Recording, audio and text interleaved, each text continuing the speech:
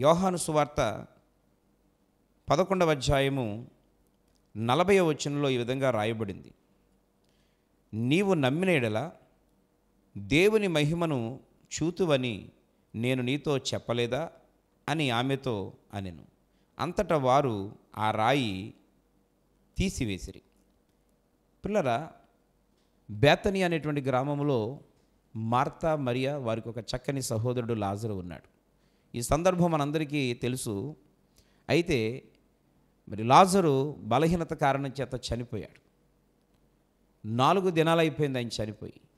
ప్రభు అయిన యేసు ఆ స్థలానికి వచ్చినప్పుడు ఆ ఇద్దరు సహోదరుల్ని వాదార్చి తమ్ముడు ఎక్కడని అడిగినప్పుడు వారు సమాధి చేయబడ్డాడు, పలానా చోట ఉన్నాడని చెప్పినప్పుడు అక్కడికి వెళదాం పదండి అని వారిని తీసుకొని వచ్చినప్పుడు ఆయన చెప్పిన మాట, ఆ రాయను తొలగించండి. అక్కడ లాజర్ని సమాధి చేసినటువంటి సమాధికి అడ్డుగా ఉన్నటువంటి రాయిని తొలగించమంటే అక్కడ మార్త అంటుంది కదా, ప్రభువా, నేటికి నా తమ్ముడు చనిపోయి 4 రోజులైంది, కాబట్టి ఆ రాయి తీస్తే వాసన కొట్టేస్తాడు, ఇక్కడ మనమందరం ఉండలేమనేటువంటి ఆలోచనతో మాట్లాడుతున్నప్పుడు ప్రభు అయిన యేసు చెప్పిన అద్భుతమైన మాట ఏంటంటే, నీవు నమ్మితే అద్భుతమైనటువంటి కార్యాన్ని చూస్తావు, నువ్వు నమ్మినలా దేవుని మహిమను చూస్తావని నేను నీతో చెప్పలేదా? కాబట్టి నీలో ఉన్నటువంటి అల్ప విశ్వాసాన్ని తీసేసుకో. ఎందుకనంటే ఇక్కడ గమనించాలి ప్రియులారా, వారికి కలిగినది ఏకైక తమ్ముడు, వారి ఇంట్లో ఉన్నది ఒకే ఒక పురుషుడు. అయితే వారు కార్యము పొందాలనుకున్న వాళ్ళు, సమస్యలో ఉన్నవాళ్ళు అసలు ఏ విధంగా ఊహించాలి అని అంటే, ఏ కోణంలోనైనా కార్యం జరుగుద్ది, కనీసం గడ్డి పొరకంతన్న అవకాశం ఉన్న కార్యం జరుగుద్ది అనేటువంటి ఆలోచనలో ఉండాల్సినటువంటి మార్త కార్యం చేయడానికి వచ్చిన దేవుణ్ణి, సృష్టికర్త అయినటువంటి దేవుడితో అంటుంది వాసన కొడతాడు అని. అక్కడ ప్రియులారా, అల్ప విశ్వాసం అనేటువంటిది వారి జీవితంలో రాయిలా అయిపోయింది.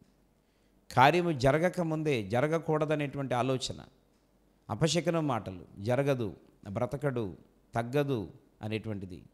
కొన్నిసార్లు మనలో కూడా చాలామంది అలాంటి వారు ఉంటారు.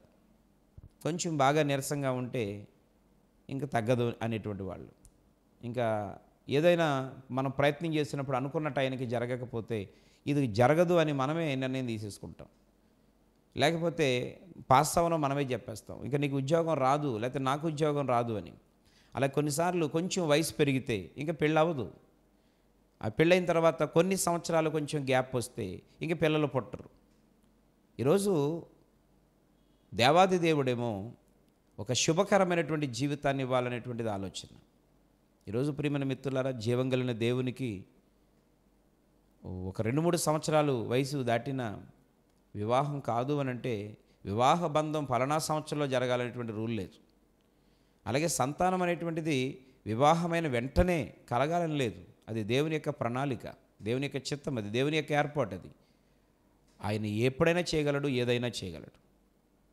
అయితే ఈ లోపల ఏమైనా మనలో ఆత్మ సంబంధమైన లోపాలు, అవిశ్వాసమైనటువంటి రాయి బలపడిపోయి ఇట్లాంటివి ఏమైనా ఉండి, లేకపోతే దేవునిపై ఆధారపడకుండా మనుషుల మీద ఆధారపడడం, మన మీద మనం ఆధారపడడం, మన తెలివితేటల మీద ఆధారపడడం. ఒకవేళ మన దగ్గర డబ్బులు ఉంటే ఆ డబ్బుల మీద ఆధారపడి డబ్బులు అయిపోయేదాకా ఎక్కడికెక్కడికో తిరగడం, అది ఎవరేం చెప్తే ఆ భ్రమలలో పరుగులెత్తడం, ఇలాంటివన్నీ చేసినప్పుడు కార్యాలు జరగకపోవచ్చు, కార్యాలు ఆలస్యం అవ్వచ్చు. కానీ సృష్టికర్త అయినటువంటి దేవునిపై ఆధారపడి నీవు నమ్మితే ఖచ్చితంగా దేవుని మహిమను మనం చూస్తాము అని ఈ యొక్క వాక్యం ద్వారా దేవుడు మనతో చాలా స్పష్టంగా మాట్లాడుతున్నాడు.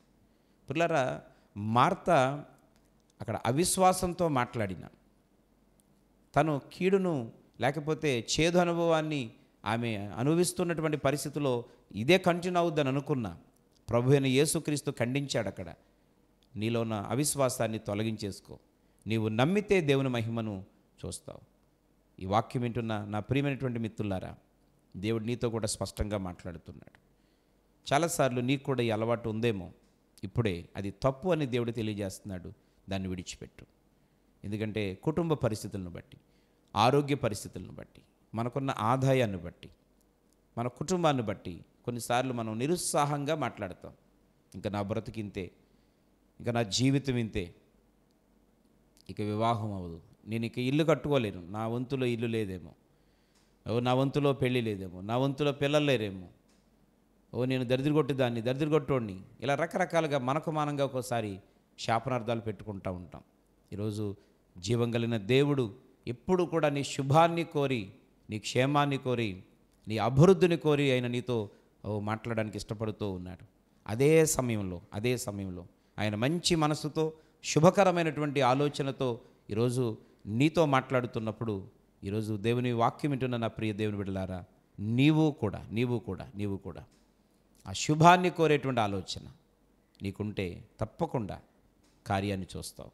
అక్కడ మాట రాయబడింది, వారు ప్రభు అయిన యేసు వారిని ఖండించిన తర్వాత ఆ అవిశ్వాసం అనే రాయిని, అపనమ్మకం అనేటువంటి రాయిని, వారిలో ఉండేటువంటి ఆ విశ్వాసం అనేటువంటి బలహీనత అనేటువంటి ఆ బలమైన రాయిని వాళ్ళు ఎప్పుడైతే తొలగించారో వారు అద్భుతాన్ని చూడగలిగారు.